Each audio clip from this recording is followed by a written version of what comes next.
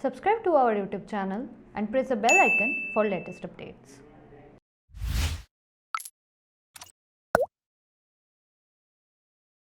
अभी कल ही की तो बात है जब हम और आप बात कर रहे थे ऑनलाइन क्लासेस के दौरान बच्चों को हो रही प्रॉब्लम्स के बारे में, यानी कि उनका फोकस, अटेंशन, फिजिकल हेल्थ या फिर इंटरनेट सिक्योरिटी के बारे में। और अब ये क्या, स्कूल्स खुलने वाले हैं। जी हाँ, स्कूल्स खुलने वाले हैं। सीनियर क्लासेस के स्कूल्स के लिए कोर्ट ने परमिशन दे दी है। जब हमारे बच्चे हमारे घरों में बहुत सुरक्षित माहौल में थे, तब भी हमें चिंता थी कि वो चिड़चिड़े हो रहे हैं, उन्हें आइसोलेशन हो रहा है, वो उनका फिजिकल और मेंटल हेल्थ बिगड़ रहा है। अब जब वो स्कूल जाएंगे तो हमारी वो चिंताएं अब तो आसमान छू रही हैं। समझ नहीं आ रहा कि बच्चे कैसे कोप अप करेंगे, स्कूल्स ख्याल रख पाएंगे या नहीं, बच्चे अपना खुद का ख्याल रख पाएंगे या नहीं। तो चलिए सीधे पॉइंट पर आते हैं और बात करते हैं स्कूल्स और कॉलेजेस के बारे में, या फिर स्टूडेंट्स के बारे में, हमारे बच्चों के बारे में हम बाद में बात करेंगे। पहले आज हम बात करते हैं एज अ पेरेंट हमारी क्या रिस्पॉन्सिबिलिटी है, हम क्या बच्चों को इंस्ट्रक्ट कर सकते हैं, क्या कर सकते हैं बच्चों को हेल्प करने के लिए to cope their stress, to cope with this disease very well. तो सबसे पहली चीज़ तो वही है जो हम बार बार बात करते हैं, कम्युनिकेशन।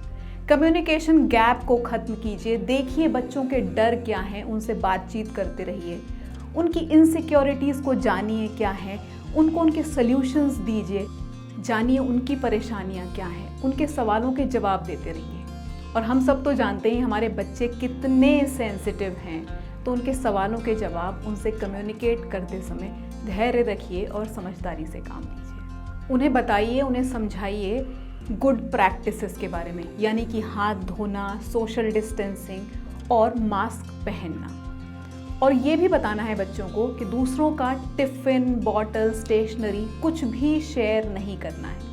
और ये सब चीज़ें जब हम बताने जा रहे हैं तो सिर्फ बताना नहीं है, इनको फॉलो करके रोल मॉडल भी बनना है उनका, तभी उन तक पहुँचेगी ये बात।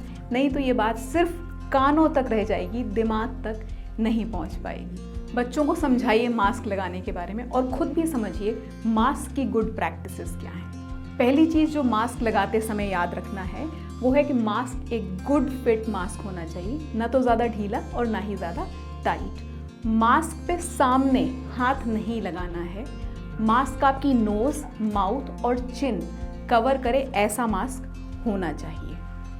मास्क जब उतारें तो हमेशा स्ट्रिंग्स के सहारे मास्क उतरेगा, मास्क में सामने हाथ नहीं लगाना है। ये जो वायरस है ये ट्रैवल करता है आपकी फिंगर टिप्स से आपके माउथ और नोज के थ्रू।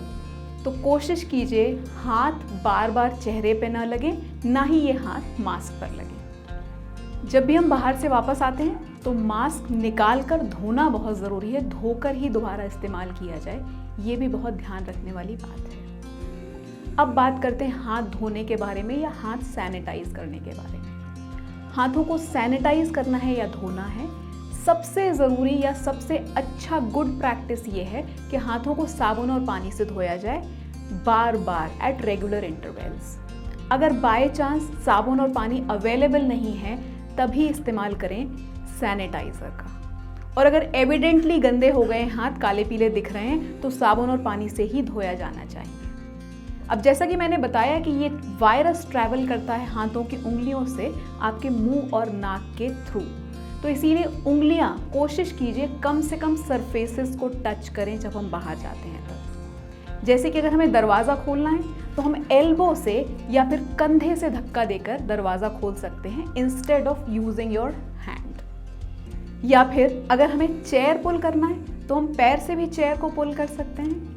लिफ्ट के बटन्स दबाने हैं तो साथ में टूथपिक रखिए, उस टूथपिक से उसको प्रेस कीजिए, उंगली का इस्तेमाल नहीं कीजिए। और हाँ, ध्यान रखिए वो टूथपिक वापस बैग में नहीं रखना है, उसे डस्टबिन में डालना है। खांसते और छींकते वक्त जैसा कि हमने पुराना सुना हुआ है कि हाथ से कवर करना है, हाथ से नहीं। गुड प्रैक्टिस, नई प्रैक्टिस आई है जहाँ हमें माउथ कवर करना है थ्रू आवर एल्बो, या फिर किसी टिश्यू या रुमाल से कवर कीजिए, डायरेक्ट हैंड से कवर नहीं कीजिए, क्योंकि वायरस आपकी उंगलियों पे और हाथ पे रह जाएगा और वो फिर अंदर जा सकता है। स्कूल से वापस आने के बाद बच्चे साबुन से नहाएं और पूरा यूनिफॉर्म धुलने में जाए, ये आपको इंश्योर करना है। इसके अलावा जो बैग स्कूल से आया है उसे एक बास्केट में रखिए, ढक्कन वाली बास्केट में, कि एक्सीडेंटली भी कोई उसको टच ना करे, छुए नहीं। अगर उसका इस्तेमाल करना ज़रूरी हो तो सैनिटाइज करने के बाद ही वो बैग इस्तेमाल किया जाए। बच्चों को समझाइए, बच्चों को बताइए कि वो अपने फ्रेंड्स के साथ में, जिनसे वो मिलना चाहते हैं, जिनके साथ खेलना चाहते हैं, जिन्हें वो गले लगाना चाहते हैं, उनके साथ भी सोशल डिस्टेंसिंग करें, क्योंकि उनका एक कॉन्शियस एफर्ट और अवेयरनेस उन्हें खुद को, आपको, उनके फ्रेंड्स को और पूरी सोसाइटी को इस वायरस से बचा सकती है और इस वायरस का स्प्रेड कम कर सकती है। इसका मतलब वो लीडर बन सकते हैं और वो पूरी सोसाइटी को हेल्प कर सकते हैं थोड़ा सा कॉन्शियस एफर्ट करके। स्कूल एडमिनिस्ट्रेशन के साथ रेगुलर टच में रहिए, जिससे कोई भी इंफॉर्मेशन हो वो आपको जल्दी और सही समय पर मिल सके। इसके अलावा बच्चे की हेल्थ का खास ख्याल रखना है। जब बच्चा स्कूल जा रहा है तो ध्यान दीजिए, थोड़ी सी भी तबीयत खराब हो, ज़रा सा जुकाम, खांसी, बुखार, बैक एक, किसी भी प्रकार का दर्द, तो बच्चे को स्कूल मत भेजिए।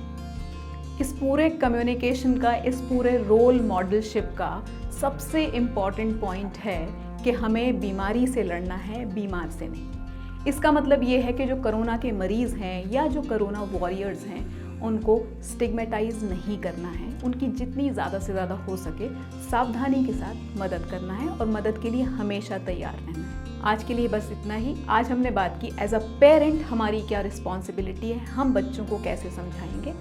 नेक्स्ट सीरीज़ में हम टू द पॉइंट बात करेंगे कि क्या स्टूडेंट्स और क्या स्कूल्स की रिस्पॉन्सिबिलिटीज़ हैं, उन्हें क्या प्रिकॉशंस लेने चाहिए। जुड़े रहिए हमारे साथ और हमें बताइए कमेंट सेक्शन में कि आप किस मुद्दे पर टू द पॉइंट बात करना चाहते हैं। याद रखिए, चैनल का नाम है जोश होश और सीरीज़ का नाम है टू द पॉइंट। इस सीरीज़ को लाइक, शेयर, कमेंट ज़रूर कीजिए। Subscribe to our YouTube channel and press the bell icon for latest updates.